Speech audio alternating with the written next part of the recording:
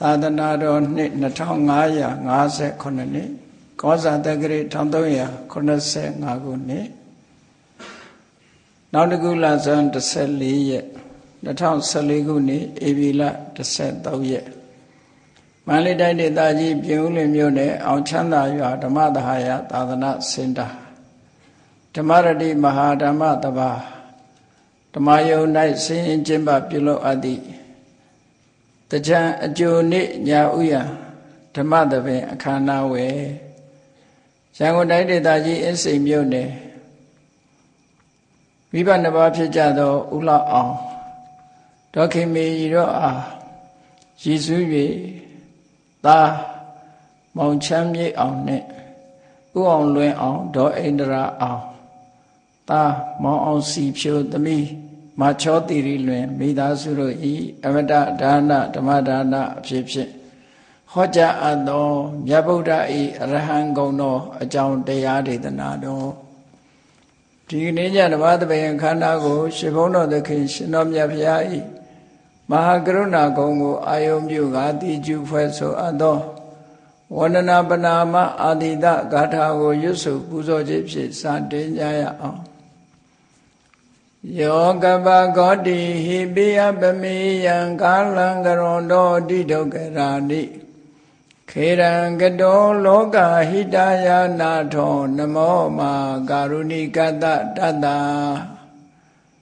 ယောနာထောဝိနိယမြာစွာတတ္တဝါဤချမ်းသာစီးပွားလိုလားတောင်းတဂုံပေါင်းခါသဖြင့်နာထမြညာခြင်းရှင်တော်မြတ်ဖရာသည်ကပ္ပဂောတိဟိမိဂရေကဘာအရေးအတွက်သင်္ချာတို့ဖြင့်တော်လဲအဘယ်မေယံရေတွေ့တိုင်းတာဖော်ပြခြင်းငါမစွမ်းနိုင်ပါသောကာလံလေးအသင်ချေသိနေကဘာရှိကြသောကာလပတ်လုံးလောကဟိတယတတလောကဤအကျိုးစီးပွားအလုံးငါအတိဒုက္ခရာနိဥစ္စာအသက်ချေလက်အင်္ဂါမေတ္တာကြီးမှသမိတာနှင့်တထာဇနီဆွန်ញင်းကြီးဟုကျက်တိထဘွယ်ငါးသွဲအစုအလွန်ခဲရင်တော်မူတော်ကိုကရောတော်ဘုရားဖြစ်ရန်ဤတန်ကြိုးကုတ်အာထုတော်မူရသည်ဖြစ်၍ခေရန်လက်ချေမျက်လုံးအသက်ဆုံးလျက်နှလုံးစိတ်ဝံကိုရောဤပင်မခြင်းသို့ကတောဘဝတဏ္ဍကျိန်ဖန်များစွာရောက်တော်မူခဲ့ရရှာလေပြီမဟာကရုဏီကတတတ္တဝါများယင်ဝေသားကဲ့သို့တနာချစ်ခင်မဟာကရုဏာရှင်ဖြစ်တော်မူသောဒါသနာတသဝိနည်းများစွာတတ္တဝါဤချမ်းသာစီးပွားလိုလားတောင်းတဂုံပေါင်းခါသဖြင့်နာထမြညာထိုရှင်တော်မြတ်ဖရာအားနမောယုတိပြောင်းပြောင်းမံကိုလျော်၍ကရောယုကျိုးရှိခိုးခြင်းသည်အထုဘဝတုစင်စစ်မသွေဖြစ်ပါစေတည်း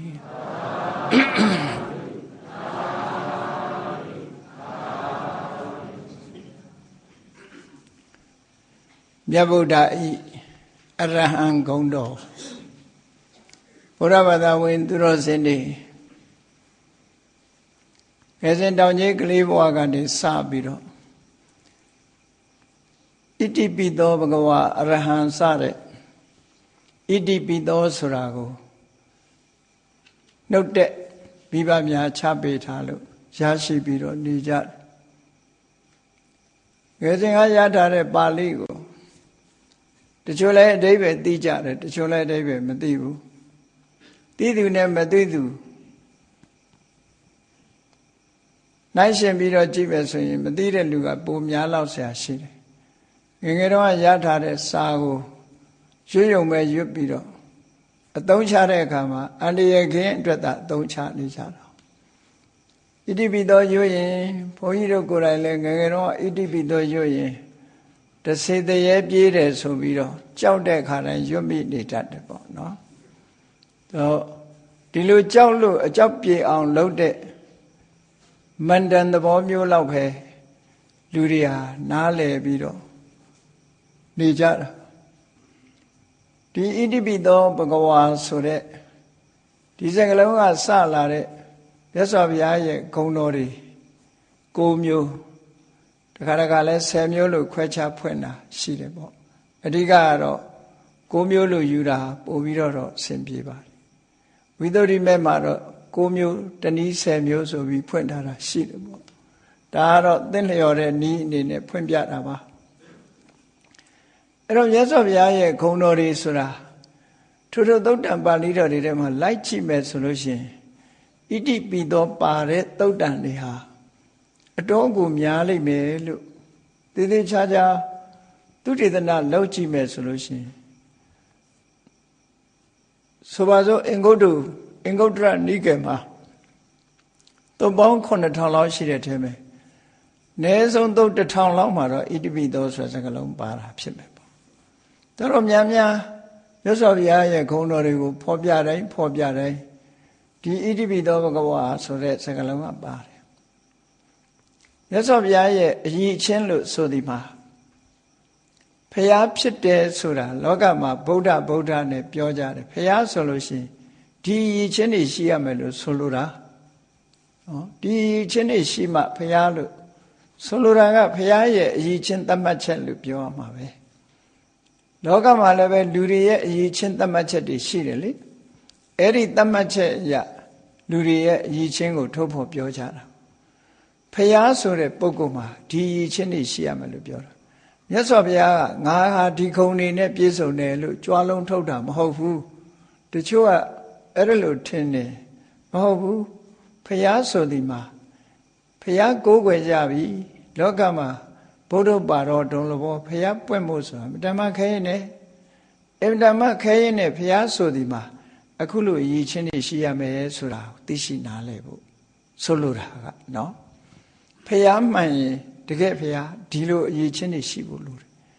အေးဖျားလို့ဆိုပြီးတော့အရေးချင်းမရှိဘဲနဲ့ဖျားလုံနေတဲ့ပုံကိုယ်တွေကလည်းလောကမှာအများကြီးရှိတာအများကြီးရှိတယ်ဘာလို့အများကြီးရှိတော့ဆိုလောကမှာဖျားမပွင့်ခင်ကဗုဒ္ဓကောလဟလဆိုတာကျွတ်တင်ပြီးတော့ပေါ်ပေါက်နေတယ်တော့ခုခေတ်မှာတော့ကောလဟလဆိုရင်မမှန်ကန်တဲ့သတင်းလို့ဒီလိုအဓိပ္ပာယ်ယူဆကြတယ်ပါဠိစာပေမှာကောလဟလဆိုတာမမှန်ကန်တဲ့သတင်းလို့အဓိပ္ပာယ်မရဘူးတခုခုဖြစ်ပေါ်လာတော့မယ်ဆိုလို့ရှိရင်ကြိုတင်ပြီးတော့သတင်းတွေဖြစ်ပေါ်နေတတ်တယ်ပေါ့အဲ့ဒီကြိုတင်ပြီးတော့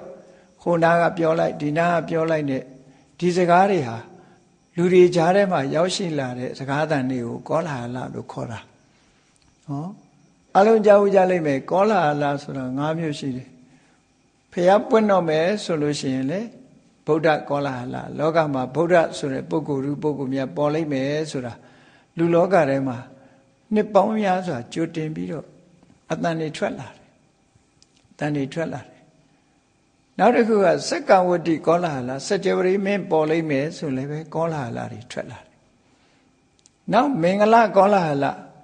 အေးလောကမှာလူတွေကမင်္ဂလာရှိကြကြတယ်မြန်မာတွေဆိုလို့ရှိရင်မြန်မာတို့ရဲ့မင်္ဂလာပါဆိုတဲ့စကားနဲ့နှုတ်ဆက်ကြတယ်လူမင်္ဂလာဆိုတဲ့စကားလုံးရဲ့အဓိပ္ပာယ်မင်္ဂလာဆိုတာဘယ်လိုမှမင်္ဂလာရှိနိုင်တယ်လဲဆိုတဲ့အတိအကျမင်္ဂလာရဲ့အဖြစ်ထုတ်ဖို့အတွက်အဲ့ဒါလည်းပဲမင်္ဂလာကောလဟလဆိုတာမင်္ဂလာကိုအမှန်ကန်ပြောနိုင်တဲ့ပုဂ္ဂိုလ်ပေါ်လိုက်မယ်လို့ဒီလိုကောလဟလတွေဖြစ်တယ်ဟောနောက်တစ်ခုကျတော့ကပ္ပကောလဟလလို့ခေါ်တယ်ကဘာကြီးဘယ်တော့ပျက်စီးလိုက်မယ်ကဘာကြီးတော့ပျက်စီးတော့မှာပဲမကြာခင်ကတော့မှ2012ခုနှစ်မှာကဘာကြီးပြည့်မယ်ဆိုပြီးတော့ပေါ်လာလိုက်သေးတယ်လေအဲ့ဒီဟာမျိုးပေါ့ကျွတ်တင်ပြီးတော့ဒီလိုဟာတွေဖြစ်ပေါ်ပြီးတော့လာတတ်တယ်ပေါ့အဲ့ဒီဖြစ်ပေါ်လာတတ်တဲ့ဒီကောလဟလလို့ဆိုတဲ့ဟိုနာကကြားလိုက်ဒီနာကကြားလိုက်ဆိုတဲ့ဒီသတင်းတွေအဲ့တော့ဗုဒ္ဓကောလဟလဘုရားပွင့်လိုက်မယ်ဆိုတဲ့သတင်းဟာကျွတ်တင်ပြီးတော့ထွက်လာကျွတ်တင်ထွက်ရုံနဲ့မကဘူးဒီလူတွေသင်ကြားနေတဲ့ပြမနာတွေသင်ကြားကြတဲ့ဝေဒအကျမ်းဂန်တွေထဲမှာလည်းပဲဘယ်လိုပုဂ္ဂိုလ်မျိုးဆိုတာဗုဒ္ဓဆိုတာဘယ်လိုပုဂ္ဂိုလ်မျိုးကိုခေါ်တယ်ဆိုတာကိုအင်္ဂယုတ်နဲ့ပတ်သက်ပြီးတော့သတ်မှတ်ထားတာတွေရှိတယ်ဝေဒကျမ်းတွေမှာအတိအကျသတ်မှတ်ထားတယ်ဘုရားဆိုတဲ့ပုဂ္ဂိုလ်ဟာဘုရားဖြစ်မဲ့ပုဂ္ဂိုလ်ဟာ ဘယ်လိုရုပ်လက္ခဏာမျိုးရှိတယ်ဆိုတာကိုလည်းဗေဒကျမ်းတွေကအတိအကျဆိုထားတယ်အဲ့ဒါတွေကလည်းကြွတင်ပြီးတော့ပေါ်ပေါက်နေတာဥပမာမဲ့လူတွေရဲ့တဏ္ဍာမှာအမှတ်အသား32မျိုးမဟာပုရိသလက္ခဏာ32မျိုးအဲ့ဒီ32မျိုးလုံးပါတဲ့ပုဂ္ဂိုလ်ဟာဗုဒ္ဓဆိုတာကိုဗေဒကျမ်းတွေကဆိုထားတယ်ဒီ32မျိုးသောအမှတ်သားလက္ခဏာရှိလာပြီဆိုရင်ဒီပုဂ္ဂိုလ်ဟာဒွေယေဝဂတိယောတဲ့သူ့ရဲ့ဏိဂုံးဟာနှစ်ခုပဲရှိတယ်သူ့ရဲ့ဖြစ်ပေါ်လာမဲ့အနာဂတ်ဟာနှစ်ခုတည်းပဲရှိတယ်နှစ်ခုဆိုတာဘာလဲလို့ဆိုရင်လူဘဝမှာနေရင်စัจ java ရေမင်းဖြစ်မယ်အကယ်၍တောထွက်ပြီးလူလောကကိုစွန့်ခွာသွားမယ်ဆိုရင်တော့ဘုရားဖြစ်မယ်ဒီနှစ်လမ်းပဲရှိတယ်ဆိုတဲ့ဟာဗေဒကျမ်းတွေကပြောတာဒါဗေဒကျမ်းတွေကပြောတာအဲ့ဒီဗေဒကျမ်းတွေကပြောထားသည့်အတွက်ကြောင့်ဗြဟ္မဏတွေရဲ့အတိုင်းဝိုင်းမှာလည်းပဲဗုဒ္ဓဆိုတာကိုသူတို့ကဒီလိုရည်ချင်းနေရှိမှဗုဒ္ဓဆိုတာကိုသူတို့သိထားပြီးသားဖြစ်တယ်ဒါကြောင့်မို့မြတ်စွာဘုရားပွင့်လာပြီးမပွင့်ခင်မှာငါဗုဒ္ဓနဲ့ဆိုပြီးတော့ဗုဒ္ဓအမိခံပုဂ္ဂိုလ်တွေဟာကောလာဟလတန်အောင်လိုက်ပြီးတော့ပေါ်လာတာတွေအများကြီးပဲပုရဏကသမလည်းသူကသူဗုဒ္ဓလို့ကျင့်ကြလိုက်တယ်သို့တော်လည်းဝေဒကျမ်းကနေနဲ့တိုက်ကြည့်တဲ့အခါမှာသူကကိုက်ညီမှုမရှိဘူးကိုက်ညီမှုမရှိဘူးသူ့ဘာသူပဲဗုဒ္ဓလို့နာမည်တတ်တယ်သို့တော်ဗေဒကျမ်းကနေကကိုက်ညီမှုမရှိသည့်အတွက်ကြောင့်သူ့ကိုအသိမှတ်မပြုဘူးတဲ့ပြီးတော့မက္ခလိဂေါသလလည်းငါဗုဒ္ဓဆိုပြီးတော့ဒဇင်ထောင်ပြီးတော့ပေါ်လာပြန်တယ်သူမှလည်းအတိုင်းဝိုင်းနေတော့ရှိတာပဲသူ့နောက်ကလူတွေကပဲဝိုင်းပြီးတော့လဲပြောကြတာပေါ့သင်္ဆေယဗေလထဗုဒ္ဓအဇိတကေသကမလပကုဒကိစ္ဆယနာနိဂန္ဓနာတဗုဒ္ဓလို့ဒီ6ဦးဟာနောက်လိုက်နောက်ပါတွေအလွန်များတယ်များတော့သူတို့ကလည်းဘယ်သူလဲလို့ဆိုရင်ငါဗုဒ္ဓပဲဆိုသို့တော့ဗြဟ္မဏတွေကဝေဒကျမ်းနေနဲ့တိုက်ဆိုင်ကြည့်တဲ့အခါမှာခုနကမဟာပုရိသလက္ခဏာတွေဆိုတာလည်းမတွေ့ရဘူးအရဟံစတဲ့အရည်ချင်းတွေနဲ့လည်းသူတို့မတွေ့ဘူးမပြည့်စုံဘူးဆိုတော့ဘယ်သူမှဗုဒ္ဓဆိုတာကိုနှစ်ကယုံကြည်ကိုးကွယ်တာမရှိဘူးပေါ့သူယုံကြည်တဲ့ပုဂ္ဂိုလ်အချို့လောက်ကသာသူ့နောက်ကလိုက်ကြတယ်ပေါ့အဲ့တော့ဒီကောလာဟလနောက်မှာနောက်ဆုံးပေါ်လာတဲ့ပုဂ္ဂိုလ်ကဘယ်သူလဲလို့ဆိုရင်ဂေါတမဗုဒ္ဓပဲဂေါတမဗုဒ္ဓကြတော့ဗြဟ္မဏတွေကငကောလက်မခံမှုသူတို့လဲကြည်လီမြတ်စွာဘုရားစီမှာဒီထိတ်တန်းဗြဟ္မဏကြီးတွေပတ္တနိတိကောသလမင်းကြီးကမျိုးစားအဖြစ်ပေးထားတဲ့ပညာတတ်တဲ့နေရာမှာထိတ်တန်းမျိုးရိုးလဲအလွန်မြင့်မြတ်တဲ့ပောက္ခရတာတိတို့နောက်တစ်ခါမိဋ္ဌိလမျိုးကဒီဗြဟ္မာယုပုံနာကြီးတို့ဒီလိုအဲ့ဒီလိုဝေဒကျမ်းတက်ဆရာကြီးတွေကမြတ်စွာဘုရားစီလွတ်တယ်နောက်ပြီးတော့ပါရယဏတုံးမှာပါတယ်ဘာဝရီဆိုတဲ့ပုံနာကြီးကလည်းပဲဗုဒ္ဓဆိုတာနာမည်ကြီးတာဟုတ်မဟုတ်မင်းတို့စုံစမ်းကြဆိုပြီးတော့လွတ်တာအဲ့ဒီခေတ်ကဂေါတမဗုဒ္ဓစီမှာစုံစမ်းနေထောက်လှမ်းရေးတွေအများကြီးလွတ်တဲ့ထဲမှာပထမဆုံးလွတ်လိုက်တာတော့ဘာဝရီပုံနာကြီးကအရင်လွတ်လိုက်တာသူကဘယ်ရောက်နေတော့ဆိုဘာဝရီပုံနာကဟိုးအိန္ဒိယအလယ်ပိုင်းမှာရောက်နေတယ်သူကဂေါဒါဝရီမြစ်ကန္နာတိုင်းပြည်နှစ်ပြည်ရဲ့ခြားမှာကျွန်းမြေကြီးရှိတယ်အဲ့ဒီကျွန်းမြေကြီးပေါ်မှာသူကသူ့တပည့်ပရိသတ်တောင်းချီတဲ့ဟာနဲ့အဲ့ဒီမှာသွားနေတာသူကလောကကြီးကို renounce လုပ်ပြီးတော့ဝေဒကျမ်းကနေသင်ယူခြင်းပို့ချခြင်းကမ္မထမ်းကျင့်ခြင်းဆိုတဲ့ယောဂအကျင့်တွေသမထကျင့်စဉ်တွေကျင့်ပြီးတော့သူအဲ့ဒီသွားနေတာသွားနေတော့ဖះပွင့်ပြီလို့လဲသတင်းချရောသူတို့ရဲ့တွေသွားစုံစမ်းကြစမ်းသူမသွားခင်စုံစမ်းခိုင်းတယ်ဆရာကြီးတွေဆိုတော့ဗုဒ္ဓဟုတ်မဟုတ်မသိဘဲနဲ့ဘယ်တော့မှအယံမသွားဘူးသူတို့ကလည်းနာမည်ကြီးတဲ့ပုဂ္ဂိုလ်တွေဆိုဖះဟုတ်မဟုတ်စုံစမ်းခိုင်းတာဘာတွေနဲ့စုံစမ်းခိုင်းတော့ဆိုလို့ရှိရင်ဒီမဟာပုရိသလက္ခဏာဗေဒကျမ်းတွေမှာပါတဲ့အမှတ်လက္ခဏာတွေရှိမရှိပါမပါ32မျိုးလုံးရှိမရှိကိုသွားကြည့်ခိုင်းတာအဓိကအဲ့ဒါဘာဝရီပုံနာကြီးကဆိုလို့ရှိရင်ဘယ်လောက်ထိအောင်သူ့တပည့်တွေကိုမှားလိုက်တော့ဆိုရင်အေးမင်းတို့ဖျားဆိုလို့ရှိရင်ကွာတဲ့ပါဇက်ကထုတ်ပြီးတော့မေကွန်ထုတ်เสียမလို့တဲ့မင်းတို့စိတ်ထဲကမေးတယ်ဖျားဆိုရင်မင်းတို့စိတ်ထဲကမေးတဲ့မေကွန်ကို तू နှုတ်ကဖြေလိုက်မယ်ဒီလိုတော့မှားလိုက်တာနော်ဖျားဆိုတာသိဖို့အတွက် သူလှုပ်မှားလိုက်တာအဲ့လိုမှားလိုက်တဲ့အတိုင်းပဲသွားပြီးတော့စုံစမ်းထောက်လန်းကြတာမြတ်စွာဘုရားမှာ32ပါးသောယောက်ျားမြတ်လက္ခဏာတွေတွေ့ရတယ်တွေ့ရုံနဲ့မကဘူးခုနကစိတ်ကူးတဲ့ကနေပြီးရှုပ်ဝက်ထားတဲ့မိကုန်းနေစိတ်နဲ့မေးတယ်သူကဘာဝရီပုံနာကြီးကအသက်ဘယ်လောက်ရှိပြီလဲတို့တပည့်ဘယ်နှဦးရှိသလဲတို့မဟာပုရိသလက္ခဏာသူ့မှာဘယ်နှခုရသလဲဆိုတာစိတ်ထဲကနေမေးတာမေးလိုက်တော့မြတ်စွာဘုရားနှုတ်ကနေထုတ်ပြီးတော့ဖြေလိုက်တာမေးတဲ့အချိန်လေးမှာအဲ့ဒါကြောင့်မလို့သူတို့တအံ့တော်နဲ့ဘာဝရီရဲ့တပည့်တွေဟာအားလုံးမြတ်စွာဘုရားကိုသူတို့သိချင်တဲ့လေးနဲ့တဲ့မိကုန်းတွေကိုမေးထားအဲ့ဒီသုတ်တံပါရယဏဒေသနာဆိုပြီးတော့ပြည့်ပြည့်စုံစုံဘုန်းကြီးတို့ရှင်းဟောထားတာရှိတယ်ပေါ့နော်နောက်လဲစာအုပ်လဲထွက်လာဖို့ရှိတယ်ပေါ့ဒါကအများဒီစာအုပ်တွေကဒါတွေကဘုရားတရားတော်တွေဟာတိမ်မြုပ်နေတာအဲ့ဒီလိုမြတ်စွာဘုရားကိုလာရောက်စုံစမ်းတယ်နောက်ဗြဟ္မာယုပုံနာကြီးဆိုတာဟာအသက်120ရှိပြီသူမလာခင်သူ့ရဲ့တပည့်ဥတ္တရလူလင်ဆိုတာကိုလွတ်လိုက်တယ်လွတ်လိုက်တဲ့အခါတပည့်က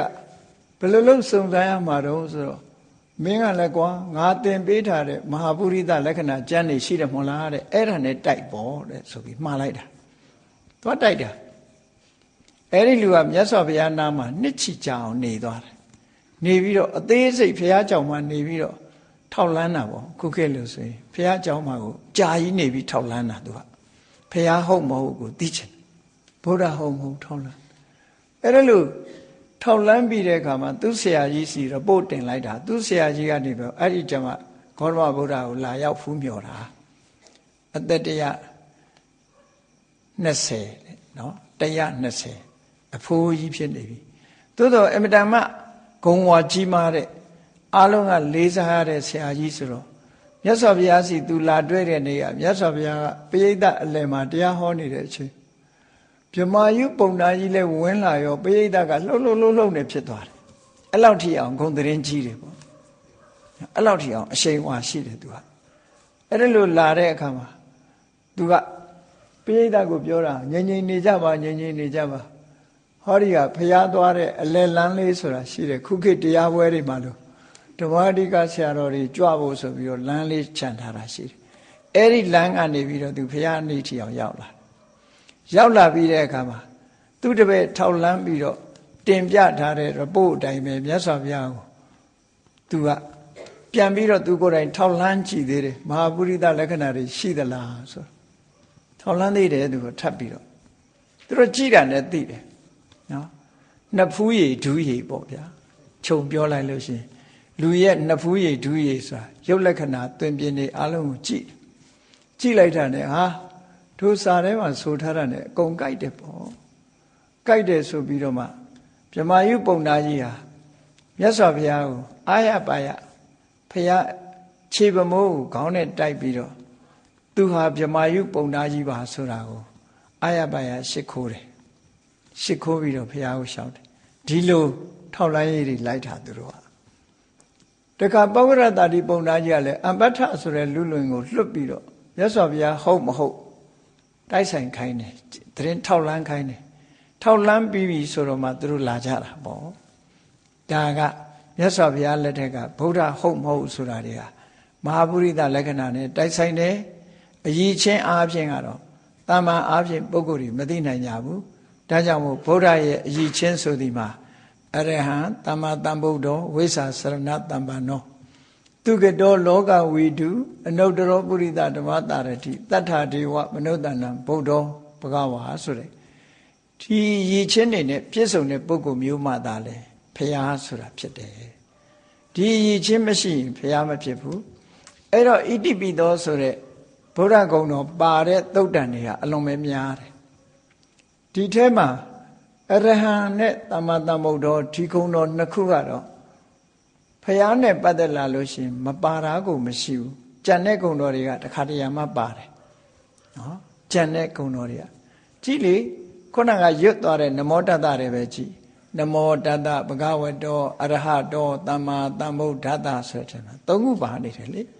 အရဟတောဆိုတာအရဟံကိုပြောတာသမ္မာသမ္ဗုဒ္ဓောဆိုတာသမ္မာသမ္ဗုဒ္ဓကိုပြောတာဘဂဝတောဆိုတာနော်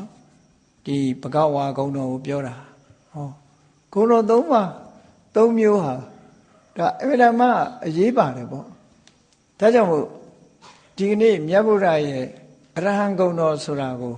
သိရှိနားလည်ကြရအောင်စာပေကျမ်းဂန်မှာဘယ်လိုရေးသားထားသလဲဘယ်လိုရှင်းထားသလဲဆိုတာနားလည်ဖို့အမှန်မှအရေးကြီးတယ်စကားလုံးလေးကသုံးလုံးနဲ့ပဲရှိတယ်အခရာသုံးလုံးနဲ့ပေါင်းစပ်ပြီးတော့ဖွင့်ပြထားတဲ့စကားလုံးလေးဟာအရဲ့ရရဲ့ဟာရဲ့ဒီသုံးလုံးလေးပဲဖြစ်ပြီပဲလို့အဓိပ္ပာယ်တွေဖွင့်ဆိုထားတဲ့အခါကျတော့အ ਨੇ ဆုံးဒီစကားလုံးလေးကဖော်ပြတာအဓိပ္ပာယ်၅မျိုးတဲ့ဖော်ပြထားတာရှိတယ်ပေါ့နော်အဲ့ဒီဖော်ပြထားတဲ့အတိုင်းဘုန်းကြီးတို့တွေဗုဒ္ဓနုတ္တိဘာဝနာပွားပြီဆိုတဲ့အခါမှာဒီအရဟဆိုတဲ့စကားလုံးလေးရဲ့အရဟံဆိုတဲ့စကားလုံးလေးရဲ့အဓိပ္ပာယ်ကိုအာယုံပြုပြီးတော့မြတ်စွာဘုရားကိုအရဟံလို့ခေါ်တာဟာဒီဂုံတူးနဲ့ဂုံတူးဝိသေသနဲ့ချီးကျူးခံရတာဟာတာမန်ပေါက်ကိုပုဂ္ဂိုလ်မဟုတ်ဘူးလောကမှာဂုံတူးဝိသေသနဲ့ချီးကျူးတဲ့ဂုံကြီးတစ်ခုတက်လာတယ်ဆိုတာတာမန်နဲ့မဟုတ်ဘူးတကယ်အရေးချင်းရှိလို့တက်လာတာဖြစ်တယ်ပေါ့ဒါကြောင့်မို့မြတ်စွာဘုရားရဲ့ဂုဏ်တွေကိုအာယုံပြုတာကိုဗုဒ္ဓနုတ္တိလို့ခေါ်တယ်ဗုဒ္ဓဆိုတာဘုရားရဲ့ဂုဏ်ကိုအနုတ္တိအကျဉ်းချင်းအထက်ထက်တတိထားပြီးတော့ဖြစ်ပေါ်နေတာတတိယနေတာတနည်းအားဖြင့်အနုဆိုတာတင့်တယ်လျောက်ပတ်တဲ့တတိဆိုတာအမှတ်ရမှုပဲဘုရားနဲ့ပတ်သက်ပြီးအလွန်တင့်လျောက်လျောက်ပတ်တဲ့အမှတ်ရမှုလို့ဒီလိုအဓိပ္ပာယ်ရတဲ့ဗုဒ္ဓနုတ္တိကမ္မထံဘုရားကိုအာယုံပြုနေတာနဲ့ပဲဒါဟာသမထကမ္မထံတစ်ခုဖြစ်တယ်ပေါ့သမထကမ္မထံနဲ့မကဘူးဗုဒ္ဓနုတ္တိကိုအခြေခံလို့ရှိရင်ဗုဒ္ဓနုတ္တိကမ္မထံသည်ဝိပဿနာဉာဏ်ဖြစ်စေဖို့အတွက်ကြီးမားသောအထောက်အကူတစ်ခုဖြစ်တယ်ပေါ့အလွန်ကြီးကျယ်သောအထောက်အကူဖြစ်ပြီးတော့လူတွေရဲ့တဏ္ဍာမှာသရာစွမ်းအားတွေဖွံ့ဖြိုးတိုးတက်သွားစေနိုင်တယ်ဒါကြောင့်မို့ဗုဒ္ဓနုတ္တိဘာဝနာဟာအလွန်ကြီးမားတဲ့အရေးချင်းရှိတယ်လို့စာပေကျမ်းဂန်တွေမှာဆိုထားတာပေါ့ဘာဝနာထဲမှာတော့အမြတ်ဆုံးဘာဝနာလို့ဒီလိုပြောတာအဲ့တော့ဂုဏ်တော်ပွားများပြီဆိုလို့ရှိရင်တော့ဘယ်လိုပွားရမလဲဣတိပိသောဘဂဝါဣတိပိဆိုတာကအကြောင်းကိုရည်ညွှန်းတာသောဘဂဝါကိုယ်စိတ်ထဲမှာသောဘဂဝါငါကြည်ညိုတဲ့ငါကိုးကွယ်တဲ့အဲ့ဒီဗုဒ္ဓမြတ်စွာဘုရားဟာလို့အဓိပ္ပာယ်ရတယ်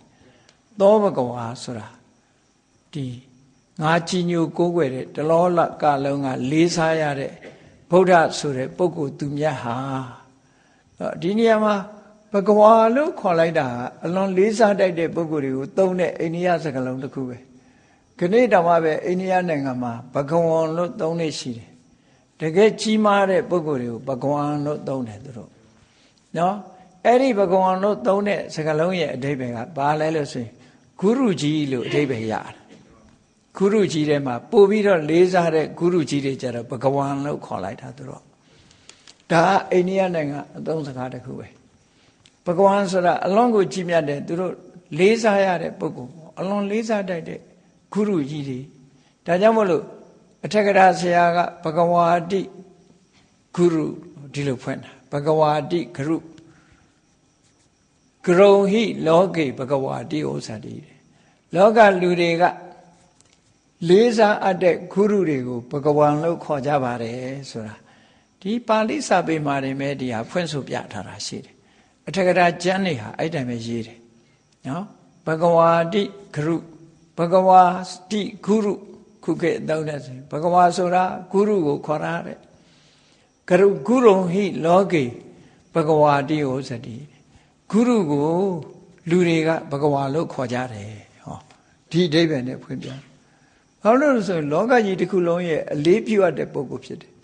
မြတ်စွာဘုရားဟာကိုချင်းသီလနဲ့နှိုင်းရှင်မယ်ဆိုလဲသူ့ကိုပါတဲ့ပုဂ္ဂိုလ်မပြောနဲ့မှီတဲ့ပုဂ္ဂိုလ်တော့မရှိဘူးတမာတိနဲ့နှိုင်းရှင်လိုက်ပြန်ရင်လေဖရာတဲ့တာတဲ့ပုဂ္ဂိုလ်မဆိုထားနဲ့တူတဲ့ပုဂ္ဂိုလ်တော့မရှိဘူးပညာအားဖြင့်လေဖရာတဲ့တာတဲ့ပုဂ္ဂိုလ်ဆိုတာမပြောနဲ့တူတဲ့ပုဂ္ဂိုလ်မပြောနဲ့တာတဲ့ပုဂ္ဂိုလ်ဆိုတာမရှိဘူးတူတဲ့ပုဂ္ဂိုလ်တော့မရှိဘူးလို့ဒီလိုဆိုလိုတယ်ပေါ့နော်ဒါကြောင့်မို့တလောကလုံးကဥညွတ်လေးစားရတဲ့ပုဂ္ဂိုလ်သူမြတ် မို့ဘဂဝါလို့ဒီလိုခေါ်တာအဲ့ဒီမှာကြည်ဣတိပိသောဘဂဝါသောဘဂဝါမြန်မာလူတော့အမျိုးမျိုးပြန်ကြတယ်ဘုန်းတော်ကြီးမှာထိုရှင်တော်မြတ်ဖရာသည်ကိုယ်စိတ်ထဲမှာတို့ကိုးကွယ်တဲ့မြတ်စွာဘုရားဟာဣတိပိဆိုတာဒီအကြောင်းတွေကြောင့်အရဟံဆိုတဲ့အရည်ချင်းတွေရှိပါပေတယ်လို့ဒီလိုပြောတယ်နှလုံးသွင်းတဲ့အခါမှာအဲ့ဒါလို့နှလုံးသွင်းရမယ်အကြောင်းနဲ့ဂုဏ်အရည်ချင်းကိုသိရမယ်ဩဒီပုဂ္ဂိုလ်သူများဟာဒီအရည်ချင်းတွေရှိပါလားဒါကြောင့်မို့တကယ်အရဟံပါလားဆိုတဲ့အတွေးနဲ့မြတ်စွာဘုရားဂုဏ်တော်ပေါ်မှာတတိအမှတ်ရပြီးတော့ဆင်ញင်စဉ်းစားနေမှုနော်သမ္မာသင်္ကပ္ပဆိုရင်မှန်ကန်တဲ့အတွေးတွေနဲ့ဒီတရားဓမ္မကျင့်ကြံကြိုးကုန်တာတတိထားနေတာတတိကိုအဓိကထားပြီးတော့ပြောတာတတိရှိလို့ရှိရင်ပညာကလည်းဖြစ်လာတယ်မြတ်စွာဘုရားအပေါ်မှာဆန်းစစ်လေ့လာတဲ့အခါမှာဩဒီအကြောင်းတွေကြောင့်ဒီအချက်တွေကြောင့်ဘုရားဟာတကယ်ဘဂဝါပါလားလို့အရဟံပါလားလို့လက်ခံလာတယ်ကျင့်တတ်လာတယ်အဲ့ဒီကျင့်တတ်လာသည့်ထိအောင်နှလုံးသွင်းရမှာအဲ့ဒါလို့မဟုတ်ဘဲနဲ့အရဟံ6ချက်လုပ်နေမရဘူးနော်ဘုရားကုံတော်မထိရောက်ဘူး6ချက်ဆိုတာပရိကြတာကိုပြောတာနော်ပရိလုံးလေးချပြီးတော့ဒီဂုံတော်ဘလောက်ရွတ်တယ်ဆိုတဲ့အရွတ်ဆိုတာကအားလုံးအမဲသားစားဘူးမှာပဲဝါလို့မှမရတာတိတ်ဝမှလည်းမဟုတ်ဘူးနော်အဲ့တော့ဒီမရွတ်ရဘူးတော့မဟုတ်ဘူးအရေးကြီးတာကမြတ်စွာဘုရားရဲ့ဂုဏ်တော်ကိုသိဖို့ကြိုးစားရည်ချင်းကိုသိမှစိတ်ထဲမှာနှစ်ကဖြစ်လာရွရင်နှလုံးသွင်းရင်တော့ကိစ္စမရှိဘူးပေါ့အရေးအတွက်ကဏ္ဍပေါ်မှာစိတ်ရောက်နေလို့ရှိရင်ဘုရားပေါ်မှာစိတ်မရောက်ဘူးအဲ့ဒါတော့ကိုယ့်ကိုစဉ်းကျင်စဉ်းစားကြည့်ပေါ့အဲ့တော့စဉ်းစားရမှာသောဘဂဝါဣတိပိအရဟံသောဘဂဝါဣတိပိသမ္မာသမ္ဗုဒ္ဓောလို့ပါဠိလိုကြတော့ဒီလိုပြောမြန်မာလိုပြောတဲ့အခါတို့ကိုးကွယ်တဲ့မြတ်စွာဘုရားဟာဒီအချက်တွေကြောင့်အရဟံဂုဏ်တော်နဲ့ပြည့်စုံပါပေတယ်လို့စိတ်ထဲမှာသဘောကျလာသည့်ထိအောင်အကျဉ်းအထက်တတိမပြတ်တတိကပ်ပြီးတော့စဉ်းစားဆင်ခြင်သုံးသပ်နေဖို့လိုတယ်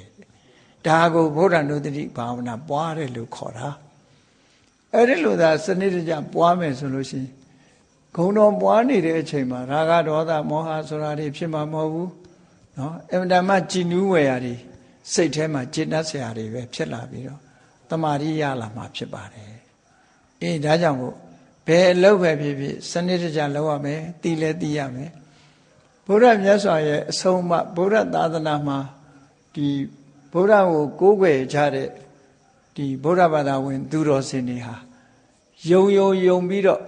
မသိရတဲ့ဟာတခုမှမရှိဘူးယုံသာယုံရမှာမဟုတ်ဘူးတကယ်ကိုသိရှိနားလည်အောင်လုပ်ကြရတာဗုဒ္ဓဘာသာမှာတရားနဲ့ပညာဆိုလို့ရှိရင်ပညာကိုအဓိကထားတာပေါ့တရားပါတဲ့ပညာပါတဲ့တရားမျိုးသာလဲဒီမှာကတန်ဖိုးရှိတယ်လို့ဆိုတာဒါကြောင့်မို့လို့ဒီပညာဆိုတာလေ့လာစီးပူအားထုတ်ကြဗုဒ္ဓဘာသာတွေဟာပညာဗုဒ္ဓဘာသာဖြစ်ဖို့လိုတယ်ပေါ့တရားဗုဒ္ဓဘာသာကြီးပဲမဖြစ်စေရဘူးပညာဗုဒ္ဓဘာသာဖြစ်တယ်တရားဗုဒ္ဓဘာသာဆိုတာမခိုင်မြဲဘူးအပြောကောင်းလို့ရှိရင်ပျောက်သွားတာသူကတရားတရားဆိုတာပညာပါမှဘယ်သူပြောလှုပ်ရှားလို့မရတော့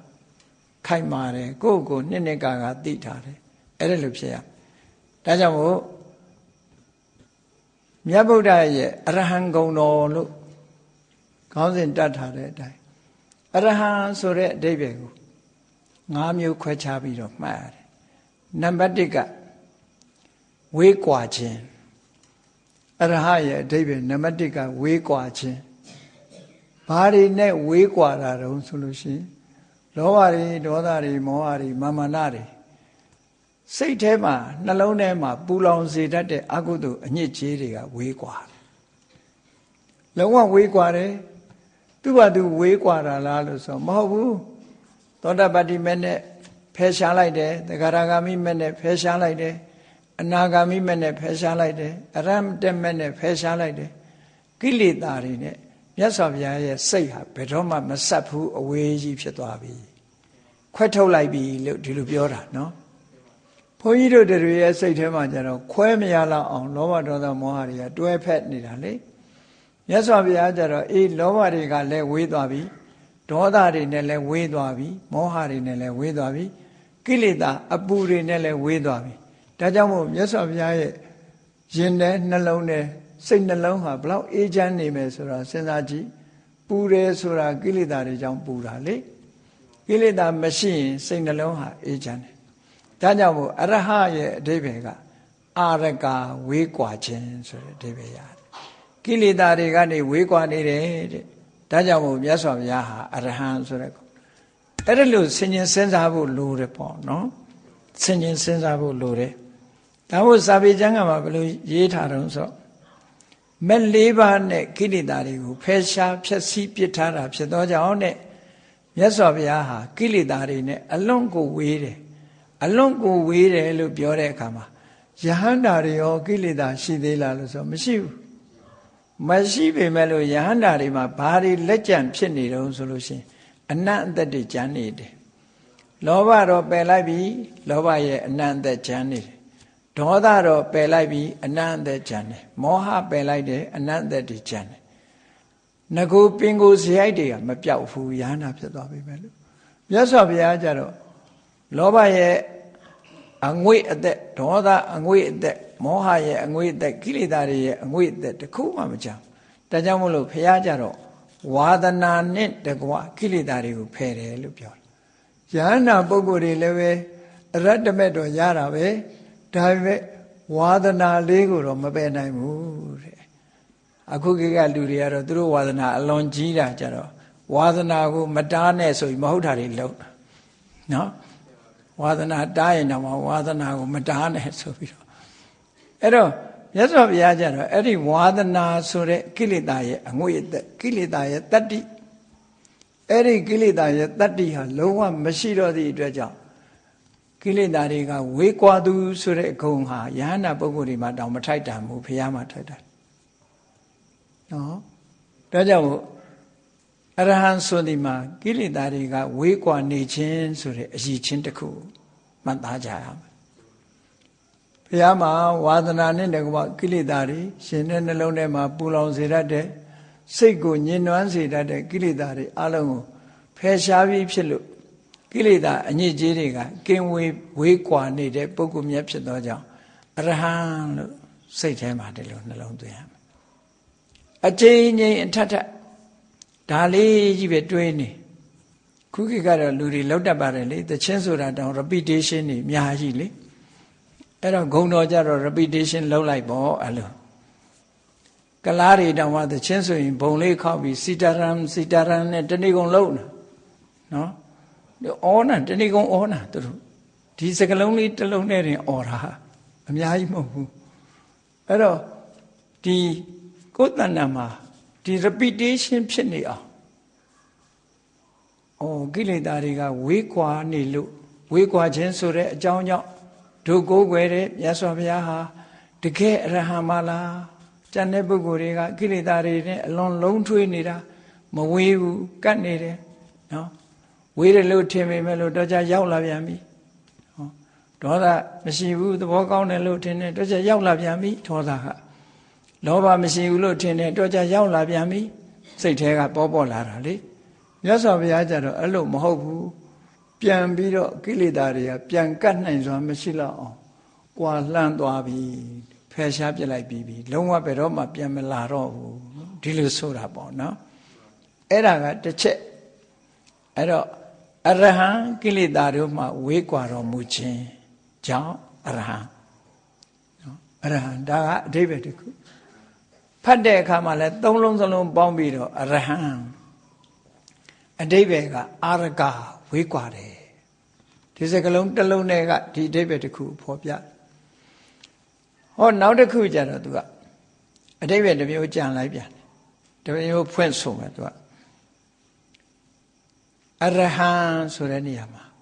အရဟံလို့အတန်လေးကိုဖတ်ပြီးတော့ အရဆိုတာဒီရန်သူတွေကိုဟဆိုတာချေမုန်းပြီးသားအနိုင်ယူပြီးသားဖြစ်တယ်ရန်သူဆိုဒီမှာဘယ်သူကိုပြောတာလဲလို့ဆိုကိလေသာတွေကိုပဲပြောတာကိလေသာကမှတကယ်ရန်သူအစ်စ်လေငရဲချတာကကိုယ်ကိုလာပြီးတော့ဒုက္ခပေးတဲ့ပုဂ္ဂိုလ်ရန်သူမဟုတ်ဘူးကိုယ်ရင်ထဲမှာဖြစ်တဲ့ကိုမွေးထားတဲ့ဒေါသဆိုတဲ့ရန်သူလောဘဆိုတဲ့ရန်သူမောဟဆိုတဲ့ရန်သူကကိုယ်ငရဲချတာသူလောက်ကိုယ်ကိုဒုက္ခပေးတာရှိမှမရှိတာအပြင်ဘက်ကလူကဒုက္ခပေးတယ်ဆိုတာယမယံခါသာပေးလို့ရတာလေအဲ့တော့ဒုက္ခပေးလို့ရန်သူလို့ခေါ်မယ်ဆိုလို့ရှိရင်အမြဲတမ်းကိုယ်ဒုက္ခပေးနေတာဘယ်သူလဲလို့မေးရင်ကိလေသာတွေပဲအဲ့တော့ကိလေသာကရန်သူအစ်စ်ပဲစိတ်ညစ်ရတာဘယ်သူကြောင့်သူ့ကြောင့်အစင်မပြေဖြစ်ရတာဘယ်သူကြောင့်ပျော်မှဆိုမှတွေဖြစ်တာဘယ်သူကြောင့်သူ့ကြောင့်ဟောအားလုံးလောကကြီးမှာမဖြစ်ချင်တာတွေဖြစ်နေတာဘယ်သူကြောင့်သူ့ကြောင့်ဟောသူ့လောက်ကိုယ်ဒုက္ခပေးတဲ့ပုဂ္ဂိုလ်ပဲရှိမလဲနော်မုန်းစရာကောင်းတဲ့ရန်သူအစ်စ်ဟာကိုယ်ရင်ထဲနှလုံးထဲမှာဖြစ်နေတဲ့လောဘဒေါသမောဟတွေသာဖြစ်တယ်အဲ့ဒီလောဘဒေါသမောဟဆိုတဲ့ရန်သူတွေကိုအနိုင်ယူပြီးတော့ဖယ်ရှားပစ်ပြီးသားဖြစ်သောကြောင့်အရဟံအဲ့ဒီစကားလုံးကပါဠိမှာအရိဟနအရိဆိုတာရန်သူကိုခေါ်တယ်ဟဆိုတာဖြည့်ဆည်းထားတာဖြည့်ဆည်းပြလိုက်တာရန်သူတွေကိုခြေမုံပလိုက်တာအဲ့တော့အရိဟကနေအရဟံဖြစ်လာတယ်လို့ဒီလိုဆိုထားတာအဲ့တော့အဲ့ဒီစကားလုံးပြောင်းလဲမှုတွေကိုအသာထားအရဟံမိမိကိုဒုက္ခပေးနေတဲ့ကိလေသာရန်သူတွေကိုအားလုံးအနိုင်ယူထားပြီးသူဖြစ်တယ်ယူထားပြီးခြင်းကိလေသာအားလုံးကိုခြေမုံပြီးဖြစ်ခြင်းရန်သူမရှိတော့ဘူးလို့ဆိုလို့တယ်ဘုရားရန်သူမရှိဘူးဆိုဒေဝဒတ်တို့ဘယ်သွားထားတော့လို့မေးကောင်းမေးလိမ့်မယ်အပြင်ရန်သူအဲ့ဒါနော်ဘုရားမှာကိလေသာရန်သူဆိုတာမရှိတော့ဘူးလုံးဝမရှိတော့အတွင်းရန်အပြင်ရန်ဒါကြောင့်မလို့အရဟံ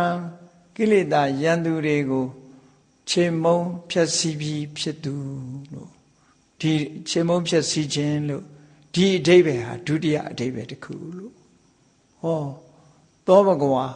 ထိုဘုန်းတော်ကြီးမှာရှင်တော်မြတ်ဖရာဟာဣတိပိကိလေသာရန်သူတွေကိုအပြည့်သက်ခြေမုံထားတဲ့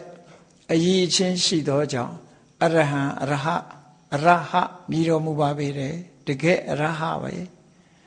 ကိလေသာတွေကိုအနိုင်တိုက်ပြီးသားပုဂ္ဂိုလ်တွေကိုအရဟလို့ခေါ်ရမယ်ဆိုရင်မြတ်စွာဘုရားကသာတခါတည်းလက်ဆက်တခါတည်းနှလမ်းမထုနိုင်အောင်ခြေမုံထားတာကြံတဲ့ပုဂ္ဂိုလ်တွေကအနိုင်ရတယ်ဆိုတာခိတ္တခဏပဲပြောတာမြတ်စွာဘုရားအနိုင်ရလိုက်တဲ့ခိသိတာကဘယ်တော့မှနောက်ကျောင်းပြန်လာတာမရှိဘူးတဲ့အပိသတ်နိုင်တာပေါ့ဒါကြောင့်မို့လို့အရဟံရန်သူတွေကိုအနိုင်ရသူလို့ခေါ်ခြင်းခေါ်ရင်မြတ်စွာဘုရားကိုသာလင်ခေါ်ရမှာဖြစ်တယ်ပေါ့ဒီရည်ချင်းကိုစိတ်ထဲကနှလုံးသွင်းပြီးတော့အရဟံဆိုတဲ့ဂုဏ်တော်ကိုအာယုန်ထဲမှာကြည်နူးလာသည့်ထိအောင်အကျဉ်းချင်းထပ်ထပ်အမှတ်ရဖို့ပဲဒါကိုဗုဒ္ဓနုတ္တိလို့ခေါ်တာနော်ဟောနောက်တစ်ခုကဘာတော့ဆိုလို့ရှိရင်အဲ့ဒီအရဟံကိုပဲအရဆိုတာတန်တရားစပင်းကြီးရဲ့အကန့်နဲ့အရဆိုတာအကန့်ကိုဟဆိုတာဖြည့်ဆည်းတာအကန့်တွေကိုဖြည့်ဆည်းပြီးဖြစ်သူဖြည့်ဆည်းပြီးခြင်းဒါကတော့တင်စားပြီးတော့သုံးတဲ့စကားလုံးတစ်ခုပေါ့တန်တရားစက်ဝန်းကြီးကိုကြည့်လိုက်မယ်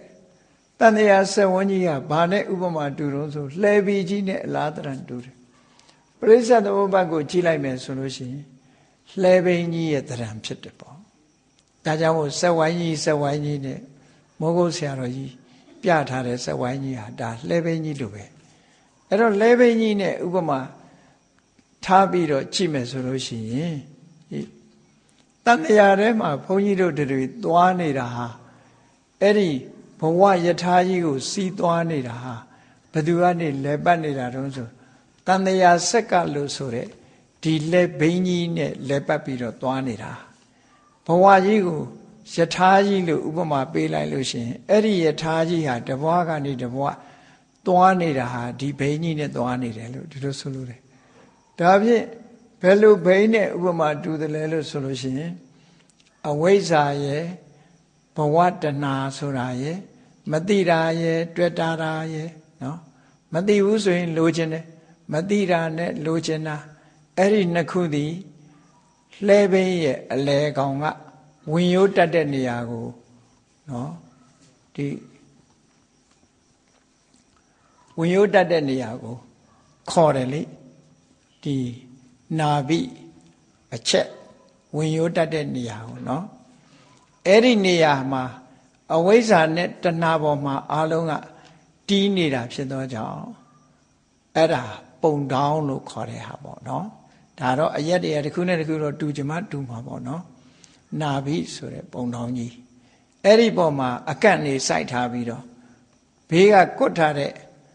ဟာကြတော့အကွတ်တကူလို့ခေါ်တယ်ပေါ့အဲ့တော့လဲဘုန်းကြီးရဲ့ပုံသဏ္ဍာန်ကိုဖော်ကြည့်လိုက်မယ်ဆိုရင်အဝိဇ္ဇာနဲ့တဏှာကပုံတောင်းနော်အဲ့ဒီကြားထဲမှာသင်္ခါရတို့ဝိညာဉ်တို့နာယုတ်တို့သလရဏဖတ်တဝေဒနာတဏှာဥပါဒံနော်ဘဝဆိုတာတွေကအကန့်နေထောက်ဆံနေပေါ့အကန့်နေပေါ့လဲဘိန်းမှာဆိုရင်အကန့်နေဘာတော့စပိန်ကြတော့စပုတ်တန်ခေါ်သလားမသိဘူးအဲ့ဒါမျိုးတွေပေါ့နော်အဲ့ဒီနောက်ပြီးတော့ဒီစရာမရဏဆိုတာဘဝတစ်ခုမှာအဆုံးသတ်တာကတော့အိုခြင်းနဲ့သိခြင်းမှာအဆုံးသတ်တာကြောင့်မလို့ဘေးကနေကွတ်ထားတဲ့အကွတ်တကူလို့ခေါ်တယ်ပေါ့လှဲဘိန်းကြီးရဲ့ဘေးကဘောင်ခတ်ထားတဲ့အရာပေါ့နော်အဲ့ဒါကို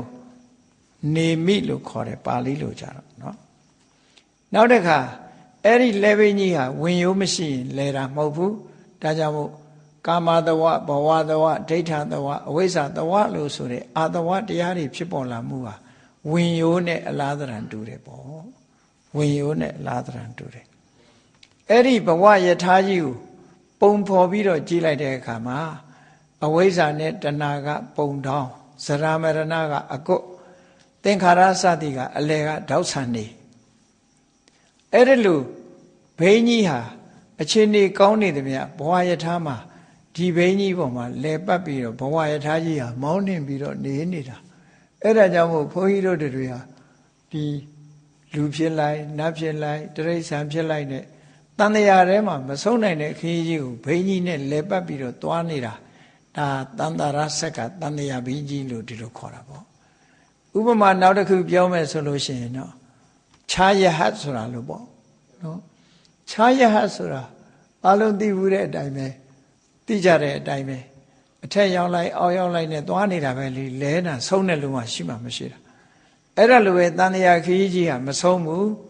အဲ့ဒီမဆုံးနိုင်တဲ့တန်တရားခရီးကြီးဆိုတဲ့ပရိစ္ဆသမုပ္ပါဒ်ဘီးကြီးကိုနော်ဝိပဿနာဉာဏ်အခြေခံတဲ့မဲ့ဉာဏ်နေနဲ့ဒီဘီးကြီးကိုဖြည့်ဆည်းပြလိုက်တာနောက်ဆုံးမှာ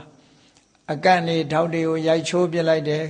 ပုံနှောင်းကြီးကိုခွဲပြလိုက်တယ်အကွတ်တကူတွေကိုဖြည့်ဆည်းပြလိုက်တယ်ဆိုဒီဘိန်းကြီးကလဲနိုင်မှာအောင်မလားမလဲတော့ဘူးအဲ့ဒါကိုဆိုလို့တဲ့သီလဆိုတဲ့မြေပေါ်မှာရပ်တည်ပြီးတော့တရားဆိုတဲ့လက်နဲ့နော်အရတ္တမဲ့ဆိုတဲ့ဓာလက်နဲ့ကိုကင်ဆွဲပြီးတဲ့အခါမှာအဲ့ဒီဘိန်းကြီးကိုဖြတ်ချလိုက်တာအကန့်နေအကုန်ရိုက်ချိုးလိုက်တဲ့အကွတ်တကူတွေဖြတ်ပြက်လိုက်တယ်ဆိုဘိန်းကြီးကပြိုကျသွားတယ်ပြိုသွားတော့လဲနိုင်စွာမရှိတော့ဘူးအေးအဲ့ဒီအဓိပ္ပာယ်ကိုယူပြီးတော့အရဟံတန်တရာဆက်ရဲ့အကန့်တွေကိုဖြည့်ဆည်းပြီးခြင်းဖြည့်ဆည်းပြီးတဲ့အရည်ချင်းရှိတယ်ဆိုလိုတာကမြတ်စွာဘုရားဟာဘဝခရီးရပ်တန့်သွားပြီမသွားတော့ဘူးလို့ဆိုလိုတယ်ပေါ့ဘုန်းကြီးတို့တွေကဘဝခရီးကိုသွားကြအောင်ပါသွားကြတဲ့အခါမှာဘဝခရီးကိုဘာနဲ့စတော့အဝိဇ္ဇာနဲ့တဏှာနဲ့စတယ်ဘာနဲ့အဆုံးသတ်တော့အိုခြင်းသိခြင်းနဲ့အဆုံးသတ်တယ်ဈာထဲမှာဘာတွေဖြစ်တုံဆိုကောင်းမှုလုံးလိုက်မကောင်းမှုလုံးလိုက်ပျော်လိုက်ပါလိုက်ရီလိုက်မောလိုက်ဒါတွေနဲ့သွားနေတာလေအဲ့ဒါတွေကိုအကုန်ဖြိုချဖျက်ဆီးပြလိုက်လို့တန်တရားခရီးရပ်တန့်သွားပြီဆိုရင်ဘိန်းကြီးပြိုကွက်သွားတာနဲ့အလားတရံတူတယ်ပေါ့ဒါကြောင့်မို့အရဟံအရတန်တရားဆက်ရဲ့ဆက်ဝန်းရဲ့အကန့်တကူတန်တရားဆက်ပြီးကြီးကိုဖျက်ဆီးပြီးတဲ့ပုဂ္ဂိုလ်များလို့ဒီလိုဒီအကြောင်းတွေကြောင့်ဒီလိုဖြည့်ဆည်းပြီးဖြစ်သောကြောင့် မြတ်စွာဘုရားဟာတကယ်အရဟံပုဂ္ဂိုလ်မြတ်ဖြစ်ပါပြီတဲ့။အရေးချင်းနဲ့ဂုံရီနဲ့တွဲမှတ်ပြီးတော့နေရမယ်တရား။ဒါအဓိပ္ပာယ်တစ်ခု။နံပါတ်1ကဝေးကွာခြင်းနံပါတ်2ကကိလေသာတွေကိုအနိုင်ဖြတ်စည်းပြီးခြင်းနံပါတ်3ကတန်ត្រာဆက်ရဲ့အကန့်တွေကိုဖြိုချဖြတ်စည်းပြီးခြင်းဆိုတော့ဒီ3ခုဒါမြတ်စွာဘုရားနဲ့ပတ်သက်တဲ့အရေးချင်းတွေတခုပြနောက်တစ်ခုကျတော့အရဟလို့ပဲပေါင်းဖတ်အရဟလို့ပဲပေါင်းဖတ်တယ်အရဟဆိုတာကျတော့ထိုက်တန်သူလို့အဓိပ္ပာယ်ရထိုက်တန်သူထိုက်တန်တယ်ဆိုတာဘယ်သူကပဲရှ िख ိုးထိုက်တယ်လောကလူတွေကပြောကြတယ်ဟာမင်းဒီအလုပ်လှုပ်ထိုက်တယ်ဘာလို့လှုပ်ထိုက်တယ်ပြောတယ်လှုပ်ရင်အကျိုးရှိတယ်လေဒီခရီးသွားထိုက်တယ်သွားရင်အကျိုးရှိတယ်လေအကျိုးမရှိပဲတော့ဘယ်သူမှတော်တယ်တန်တယ်မပြောဘူးလေလှုပ်ထိုက်တယ်ထိုက်တန်တယ်လို့ပြောတဲ့စကားလုံးတစ်ခုဟာဒီအရဟဆိုလို့အရဟဆိုထိုက်တန်တယ်ဘာကိုထိုက်တန်တာတုံးလို့မေးလို့ရှိရင်ဘယ်သူကပဲလက်အုပ်ချီဖို့ထိုက်တန်တယ်ဘယ်သူကပဲလှူတာတွေဟာထိုက်တန်တယ်ဘာဖြစ်လို့လဲလက်အုပ်လေးတစ်ချိန်ချီလိုက်တာနဲ့နတ်ပြည်ရောက်သွားနိုင်တယ်အကျိုးတုံ့ပြန်မှုတွေဟာအမှန်တမ်းထိရောက်တယ်မြတ်စွာဘုရားကိုလက်အုပ်ကလေးနဲ့ချီလိုက်တာတောင်နတ်ပြည်ရောက်သွားတယ်လက်အုပ်နဲ့တင်မချီနဲ့အောင်လက်လည်းမချီဘူးဘာမှမချီပဲနဲ့မျက်လုံးလေးဖွင့်ကြည့်ပြီးကြည်နူးတဲ့စိတ်ကလေးဖြစ်လိုက်တာနဲ့ပဲနတ်ပြည်ရောက်သွားမထိုက်တန်ဘူးလားကြည့်လိုက်တာလေးနဲ့စိတ်ထဲကကြည်နူးလိုက်တာနဲ့ကောင်းရသူတိဘုံရောက်သွားနိုင်တယ်ဆိုအလွန်ထိုက်တန်တာပေါ့ဒါနကောင်းမှုပြုလိုက်လည်းပဲပြုလိုက်တယ်ဗျနော်အကျိုးဖြစ်ထွန်းတယ်ဆိုပါစို့အယောင်းဝယ်ကိစ္စတွေဆိုရင်အရင်ကနည်းနည်းလေးနဲ့အမျက်ကြီးရတယ်ဆိုဟာလှုပ်ထိုက်တယ်ပြောကြမှာပဲမြေမှာလည်းပဲစိုက်လိုက်လို့ရှိရင်သီးနှံတွေအများကြီးထွက်တယ်ဆိုဟာစိုက်ထိုက်တယ်ဒီလိုပြောကြတာမြတ်စွာဘုရားကထို့တူပဲအကျိုးတုံ့ပြန်မှုအင်အားတွေအလွန်ကောင်းတာဖြစ်သောကြောင့်မြတ်စွာဘုရားဟာဘယ်ပုဂ္ဂိုလ်ကပူဇော်ထိုက်တယ်ထိုက်တန်တဲ့ပုဂ္ဂိုလ်ဖြစ်တယ်ဘယ်ဘက်ကကြည့်မြတ်စွာဘုရားဟာမထိုက်တန်ဘူးလို့ပြောเสียသီလကနေကြနေတာမရှိဘူးသမာဓိနေကြနေတာမရှိဘူးပညာနေကြနေတာမရှိဘူးလွတ်မြောက်နေတဲ့စိတ်နေကြနေတာတွေမရှိဘူးအားလုံးဟာအဆင့်မြင့်ဆုံးအားလုံးဟာဘာဖက်ဖြစ်နေတယ်ဒါကြောင့်မို့လို့မြတ်စွာဘုရားအားလုံးထိုက်တန်နေတဲ့ပုဂ္ဂိုလ်လူမင်းနာမင်းဗြဟ္မာမင်းတို့ရဲ့ဝတ်ဆင်းပြီးတော့ဥညွတ်ခြင်းကိုထိုက်တန်တဲ့ပုဂ္ဂိုလ်ဒီလိုဆိုလိုတာပေါ့ကောသလမင်းကြီးကမြတ်စွာဘုရားစီလာတဲ့အခါမှာကောသလမင်းကြီးကလူအစင်တန်းနဲ့ပြောမယ်ဆိုရင်မြတ်စွာဘုရားတဲ့တာတယ်လူအစင်တန်းနဲ့ပြောကြရမယ်ဆိုရင်ကောသလမင်းကြီးကကာတိကောသလနှစ်နိုင်ငံကိုအုပ်စိုးတဲ့ဧကရိဘုရင်ကြီးမြတ်စွာဘုရားကတက်ကတိုင်းအငယ်စားလေးမှာဘာနဲ့ပြောရမလို့ဆိုမြန်မာဘုရင်နဲ့စော်ဘွားတွေလို့ပဲရှိတယ်ဒီလိုနော်ကောသလမင်းကြီးကအင်ပါယာအကြီးမြတ်စွာဘုရားရဲ့အမျိုးတက်ကတိုင်းဒီသုဒ္ဓရဏမင်းတို့ကတိုင်းငယ်ပြည်ငယ်လေးဒါယာရုနဲ့ပြောပြရင်နော်သို့တော့ကောသလမင်းကြီးဟာမြတ်စွာဘုရားကိုလာတဲ့အခါရှ िख ိုးတဲ့အခါမှာယာရုတို့မျိုးရိုးတို့ကြည့်လိုက်မယ်ဆိုလို့ရှိရင်ဒါယာရုနဲ့ကြည့်မယ်ဆိုသူ့အောင်ငယ်တယ်လေငယ်တယ်လို့ပြောမှလူလောကအနေနဲ့ပြောတာနော်သို့တော့မြတ်စွာဘုရားကိုသူဘလောက်ထိအောင်လေးစားတော့ဆိုရင်မြတ်စွာဘုရားရဲ့ခြေပမိုးကိုနှစ်ဖူးနဲ့တိုက်ပြီးတော့ရှ िख ိုးတာ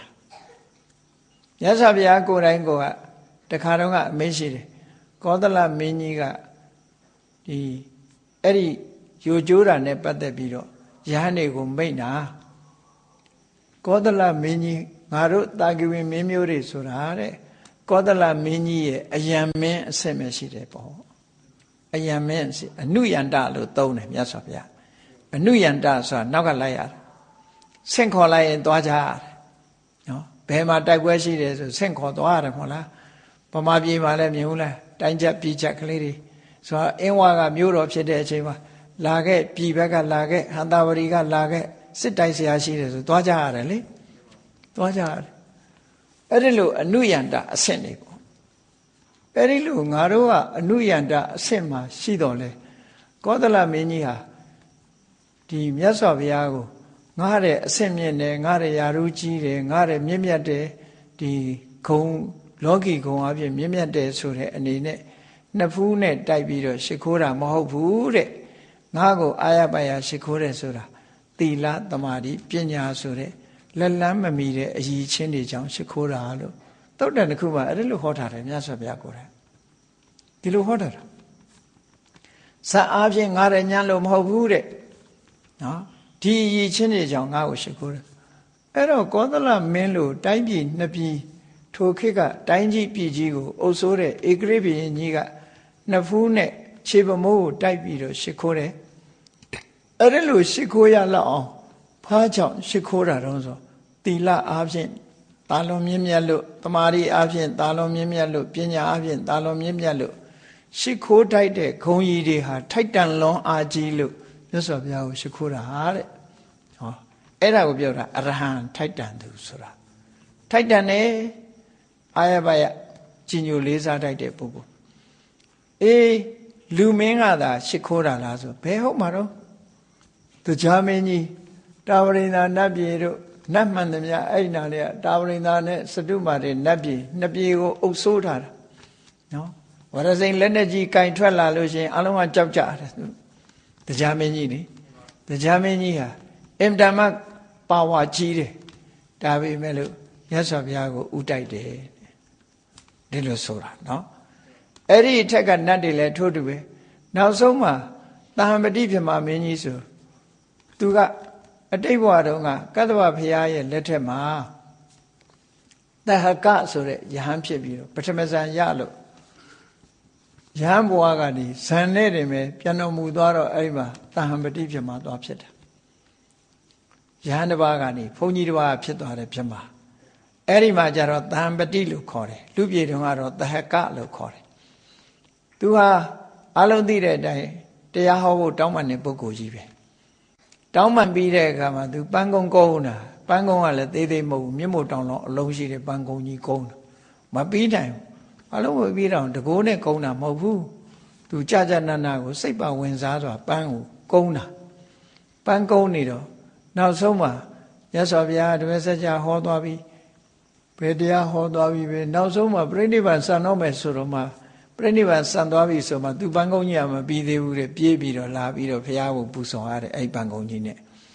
နော်ပန်းကုန်းကလည်းပဲ45နှစ်ကြာအောင်ကုန်းတာနော်သူစီမှာတော့45နှစ်မဟုတ်ဘူးပေါ့လူပြည်နဲ့45နှစ်ကုန်းတာတော့မပြီးသေးတဲ့ပန်းကုန်းကြီးနဲ့အဲ့ဒါဘာလို့တော့ဆိုပူဇော်ခြင်းတို့ထိုက်တန်တို့ပူဇော်တာအဲ့တော့ဗြဟ္မာမင်းကြီးတွေကလည်းပဲဘုရားကိုပူဇော်တာပဲနတ်မင်းကြီးတွေကလည်းဘုရားကိုပူဇော်တာပဲလူမင်းတွေကလည်းပဲဘုရားကိုပူဇော်တာအဲ့ဒါလို့ဘုရားကိုပူဇော်တယ်ဆိုတာကိုကြပြာဆန်ဆန်ရေးထားတဲ့အခါကျတော့ဘလို့ရေးတော့ဆိုရင်မြတ်စွာဘုရားရဲ့ခြိသေးတော်ဟာတဲ့တဘာဝအားဖြင့်နီးရဲပြီးတော့အယောင်တောက်ပြောင်နေတာသို့တော်လည်းပဲတဲ့လူမင်းနတ်မင်းဗြဟ္မာမင်းတို့ရဲ့ဒီ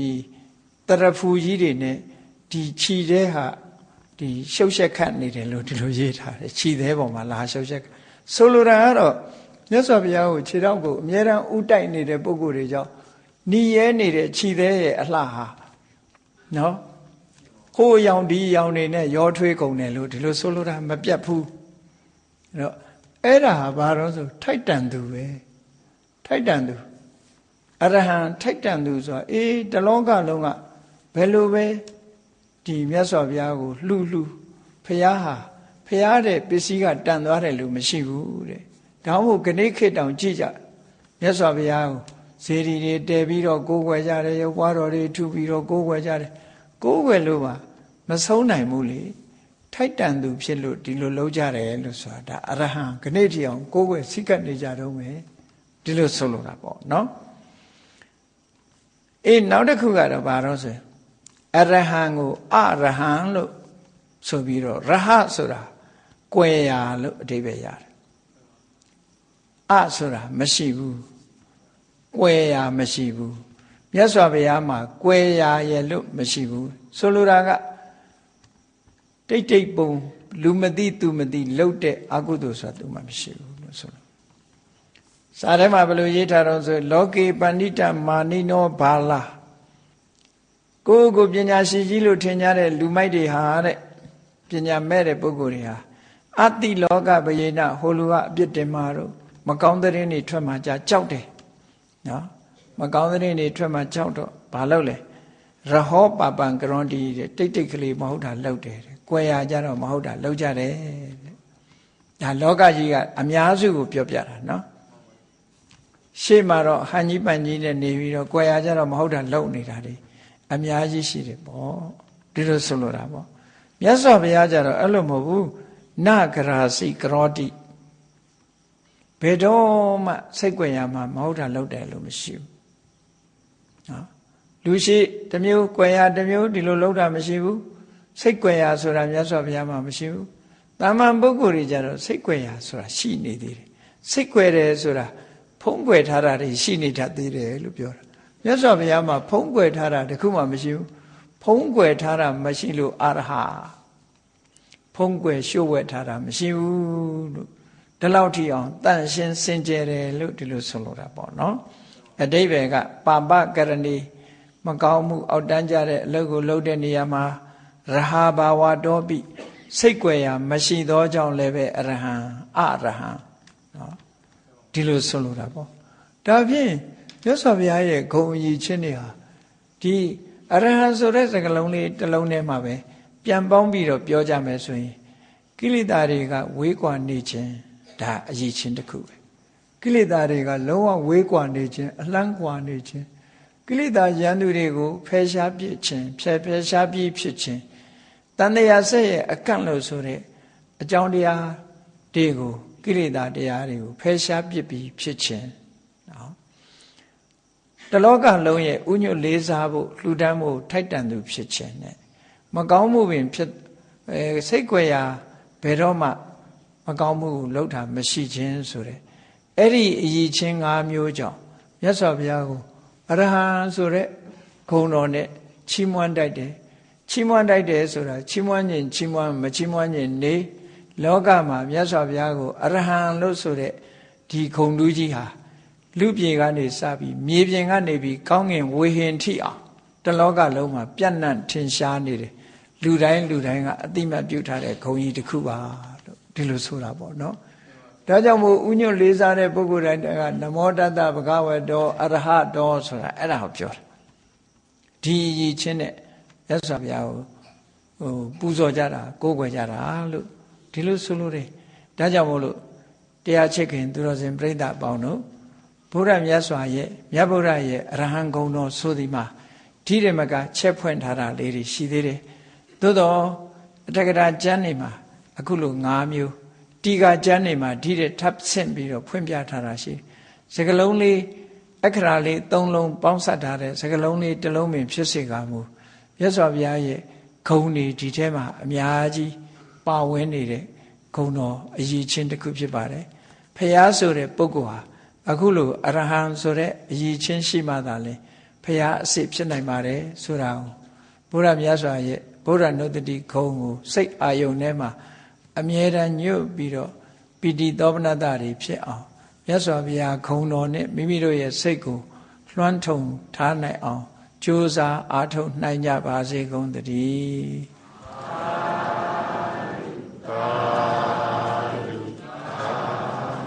မေတ္တာပို့ရအောင်တတ္တဝါများစွာတတ္တဝါများစွာဘေးရန်กว่าချမ်းသာကြပါစေတတ္တဝါများစွာဘေးရန်กว่าချမ်းသာကြပါစေမေတ္တာရေချမ်းသုံးငါဖြံငြိမ်းချမ်းကြပါစေမေတ္တာရေချမ်းသုံးငါဖြံငြိမ်းချမ်းကြပါစေသက်ရှိချမ်းသာစိတ်ချမ်းသာလူရဆန္ဒပြည့်ပါစေသက်ရှိချမ်းသာစိတ်ချမ်းသာ လိုရာဆန္ဒပြည့်ပါစေဖုံလန္တာဒုက္ခပင်ကစားမေတ္တာပုံနေတုသင်္ကမမနောတရာတိတဝေတံဘဝယန္တုဒုက္ခနက